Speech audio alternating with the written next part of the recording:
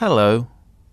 The aim of this video is to help you understand how to complete IndiWork, the online activities you are required to do in order to complete this subject. First, a quick word about browsers.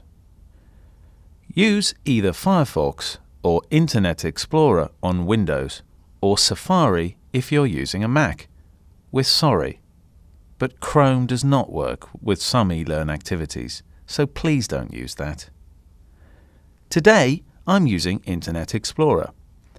Remember, some of the things you see on this video will look slightly different depending on what browser you are using and what version of the browser you're using. But basically, what I tell you today is appropriate for everyone. Okay, there is a lot more information on the Read Me First page, which you can find on eLearn. This video and that page should answer most of your questions. If you're still unsure about anything, ask your classmates or teacher on eLearn, or ask during your lesson. Okay, to find all the activities you need to do for IndiWork, look at the IndiWork Student Guide. You can see the IndiWork logo and links for all the activities together with their deadlines. Let's look at one of the IndiWork activities. Click on the link and it will take you directly there. Okay, the first time you go to an activity, you will need to wait around 20 seconds for the page to load. Once the page is loaded, you will probably get a message at the top of the browser window asking you to run the following add-on, Windows Media Player. Click Run Add-on.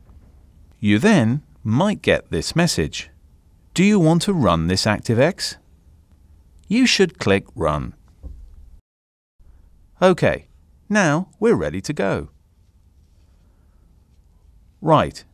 So all of these types of IndiWork are basically the same. There is always the IndiWork logo at the top of the page, so you know it's a required activity. You often have a video to watch or an essay to read and then questions to answer. Or there are matching or crossword activities. Usually there are several pages in an IndiWork activity. Make sure you leave enough time to do them all in one session. There is information at the top of the page giving you guidance about how long you will need to spend. Okay, the next part is important, so listen carefully. When you have done all the quizzes in an IndiWork activity, you must click Finish on the final page so that your marks are recorded. If you don't click Finish, your marks are not recorded. Okay, I've clicked Finished and I then get this message, Session completed.